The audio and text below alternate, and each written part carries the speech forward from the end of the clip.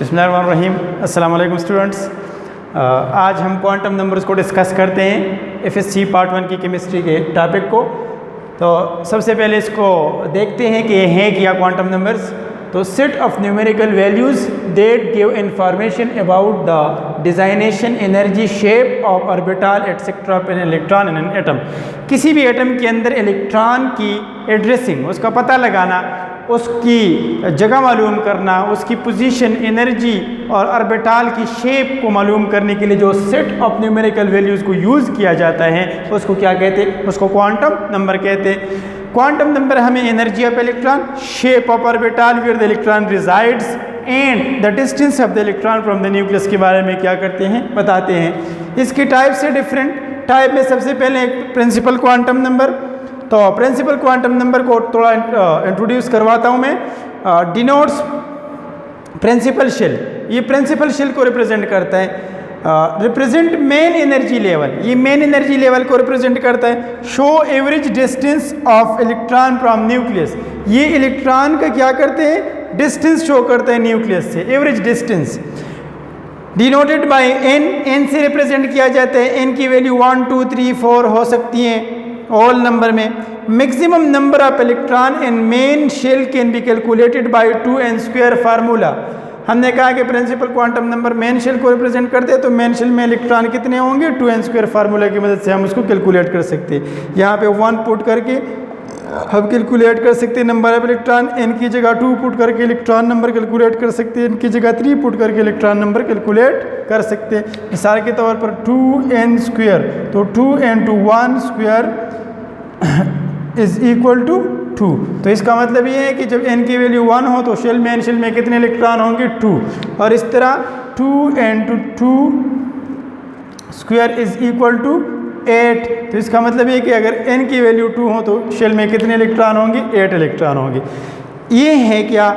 ये है हमारे पास प्रिंसिपल क्वांटम नंबर। नेक्स्ट है एजीम्यूथल क्वांटम नंबर।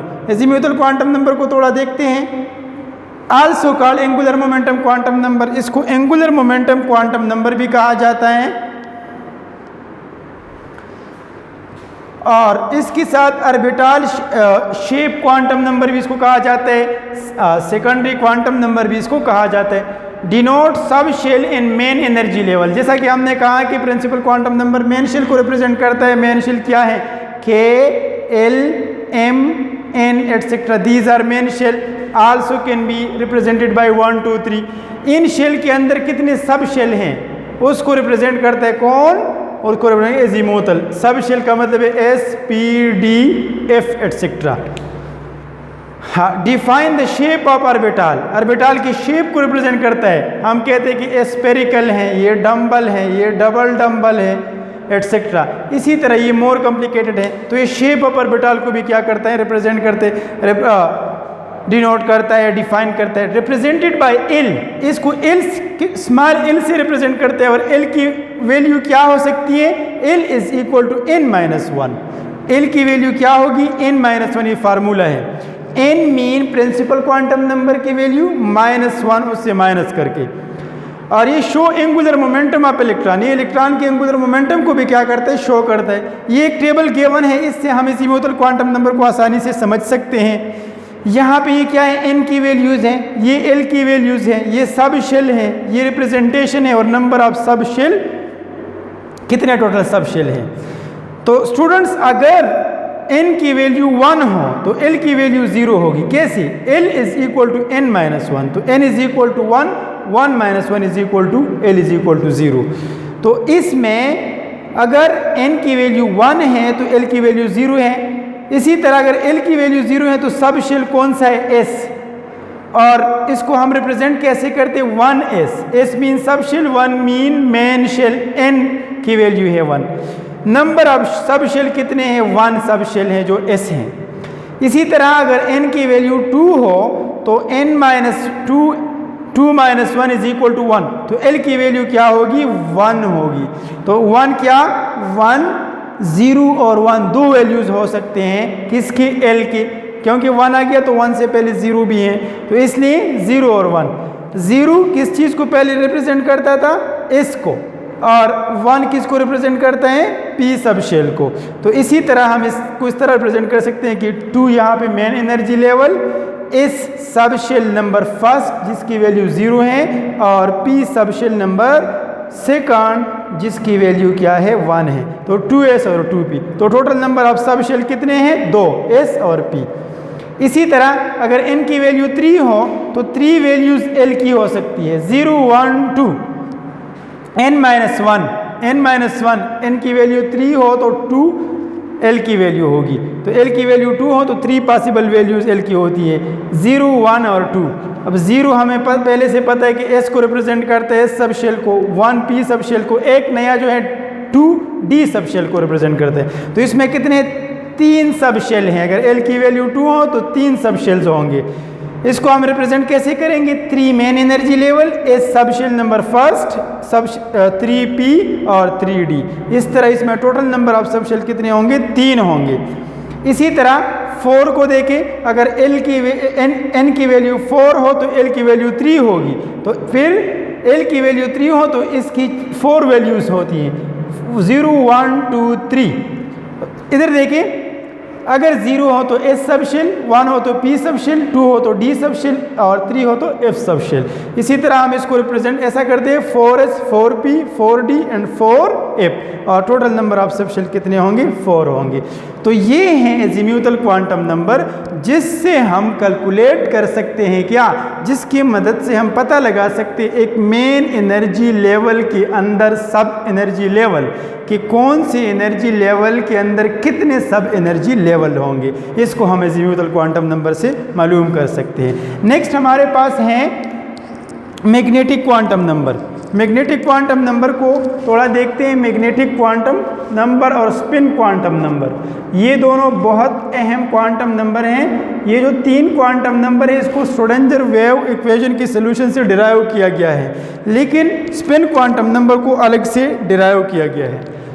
तो स्टूडेंट्स देखिए मैग्नेटिक क्वांटम नंबर को, based on spectral line splitting in magnetic field. अगर सेम n और l वाले किसी इलेक्ट्रॉन को या ऑर्बिटल को मैग्नेटिक फील्ड में रखा जाता है, या मैं कहूँ कि O इलेक्ट्रॉन या O ऑर्बिटल जिसके लिए n की वैल्यू और l की वैल्यू क्या हो, n और l की वैल्यू सेम हो, मीन n की वैल्यू 1 है और l की वैल्यू क्या है, 0 है। तो अगर इसी को हम क्या करें, मैग्नेटिक फील्ड में रखें, तो सिर्फ ये नहीं है हमें कि हमें 2 चीज़ों का पता है, n और l की वैल्यू। ये ऑर्बिटल या ये एटम या इन एटम की जो शेल्स हैं या लाइंस हैं वो फर्दर क्या होते हैं, मैग्नेटिक फील्ड में स्प्लिट होते हैं। तो हमें वहाँ से अंदाज़ा होता है कि ये जो इलेक्ट्रॉन है या जो लाइट इमिट हो रही है इलेक्ट्रॉनिक एक्साइटेशन से, इसके अंदर और भी सब शेल्स हैं जो हम मैग्नेटिक फील्ड में पता चलता है, जिनको हम मैग्नेटिक क्वांटम नंबर से क्या करते हैं, रिप्रेजेंट करते हैं। Also called orientation quantum number. Orientation dimensions, orientation directions, कि कोई इलेक्ट्रॉन कौन सी डायरेक्शन में है, कौन से डायमेंशन में, स्पेस में कैसे ओरिएंटेड है, उसकी पोजीशन कैसी है, रिप्रेजेंटेड बाय m। इसको m से रिप्रेजेंट किया जाता है।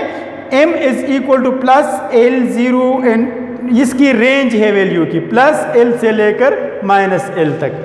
इसको फर्दर हम आगे डिस्कस करेंगे कि इसका क्या मतलब है। डिनोट सब शेल, डिनोट क्या, किस चीज़ को रिप्रेजेंट करते हैं, सब शेल को। 2l+1 का मतलब है अगर l की वैल्यू 0 है +1 तो इसका मतलब ये है कि s 2 × 0 + 1 = 1, तो इसका मतलब है कि एक m की वैल्यू क्या है, 0 है। अगर 2 × 2 प्लस क्या हो 1 हो तो 5 क्या है, इसका मतलब है कि 5 ओरिएंटेशंस हैं। अगर इसकी वैल्यू 2 × 3 + 1 हो तो 7, इसका मतलब है कि 7 ओरिएंटेशंस हैं या 7 डायरेक्शंस हैं। तो 2l+1 से हम क्या कर सकते हैं, m की वैल्यू कैलकुलेट कर सकते हैं कि m की वैल्यू या तो ये 0 होगी या 3 ओरिएंटेशन होंगे या 5 ओरिएंटेशन होंगे या 7 ओरिएंटेशन होंगे। अब ये टेबल गिवन है, इस टेबल से हम मैग्नेटिक क्वांटम नंबर को आसानी से समझ सकते हैं।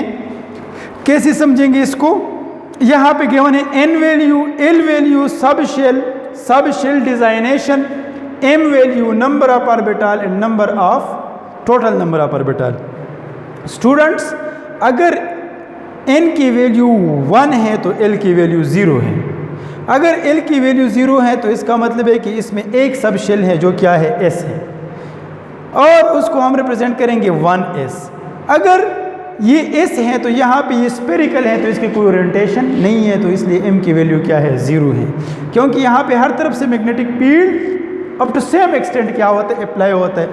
और नंबर ऑफ ऑर्बिटल इसमें क्या है, 1 है, और टोटल नंबर ऑफ ऑर्बिटल 1 है। इसी तरह अगर n की वैल्यू 2 है तो हमें पता है कि l की वैल्यू 1 है, तो 1 की फिर 1 के बेस पे 2 वैल्यूज हो सकते हैं, 0 और 1। तो इसको क्या है, 2, ये 2 मेन शेल हैं, इसमें 2 सब शेल हैं, l की वैल्यू 2 है तो s और p। इसी तरह इसको हम लिख सकते हैं 2s और 2p, 2 mean main shell, s mean sub shell, 2 mean main shell, p mean sub shell. इसी तरह m की वैल्यू कितनी हो सकती है, 3 हो सकती है, एक +1, क्योंकि हमने कहा कि +1 से -1 तक क्या हो सकती है, l की वैल्यूज हो सकती हैं। तो यहाँ पे देखिए, यहाँ पे 0 के लिए तो 0 है, लेकिन +1 के लिए 3 वैल्यू हो सकती है, +1 0 -1, 3 वैल्यूज हो सकती है m की।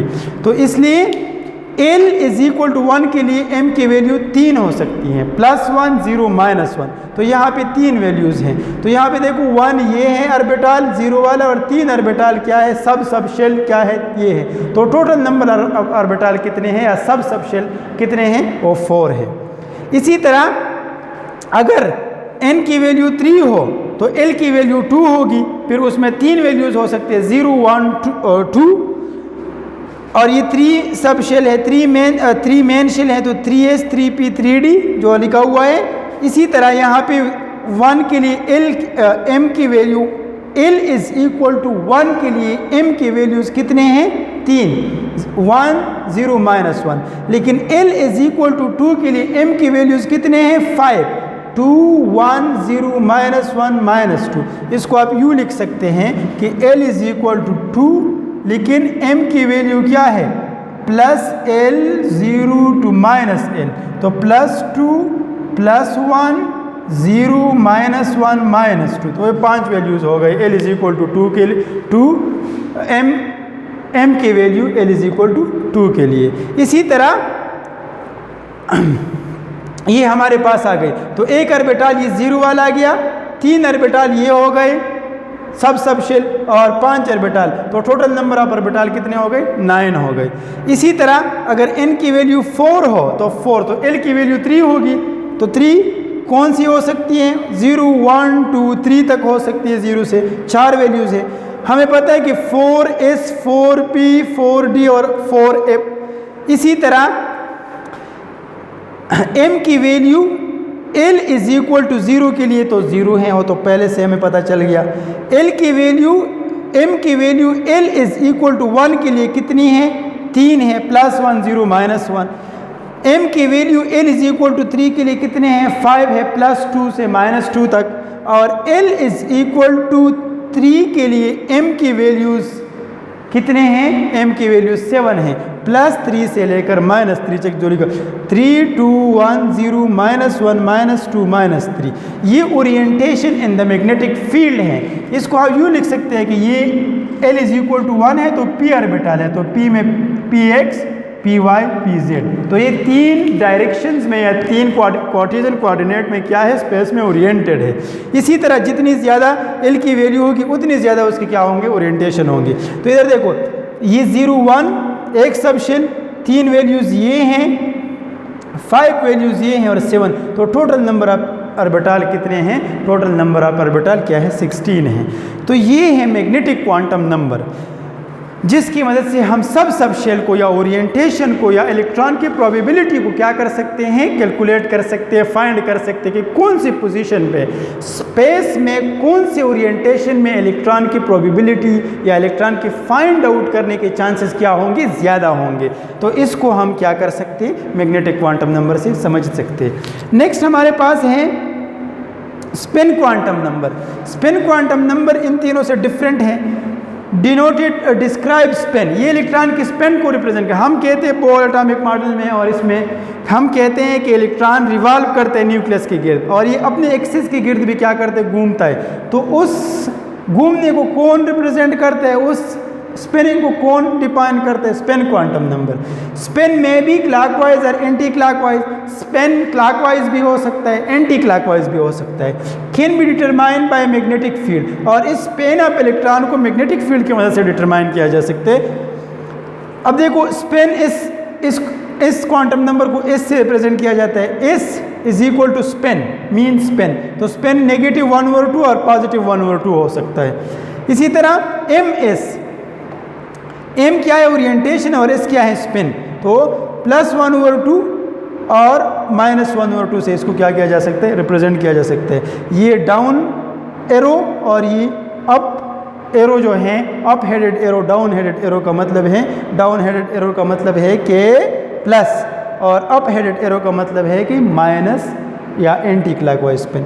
ये एक डायग्राम गिवन है, या इसको आप यूँ समझ सकते हैं कि मैग्नेटिक फील्ड में अगर किसी सब्सटेंस को इलेक्ट्रॉन को रखा जाए तो या तो ये मैग्नेटिक फील्ड या इस डायरेक्शन में क्या करेगा, एंटी क्लॉकवाइज डायरेक्शन में क्या करेगा, रोटेट करेगा, या अगर हम इसको मैग्नेटिक फील्ड की इस यहाँ इस तरह रखें नॉर्थ साउथ पोल में तो ये क्या करेगा, माइनस, तो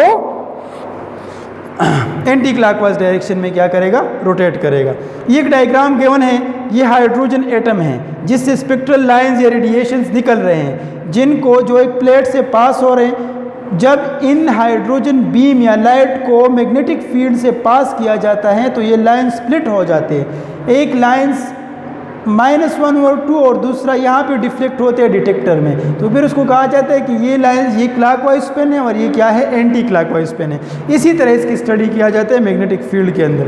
तो ये थी क्वांटम नंबर जिनको हमने शॉर्टली डिस्कस किया। इंशाल्लाह इस पे हम MCQs भी सॉल्व करेंगे और नेक्स्ट वीडियो में हम आप लोगों के साथ हाजिर होंगे। तब तक के लिए इजाज़त चाहता हूँ। अल्लाह हाफिज़।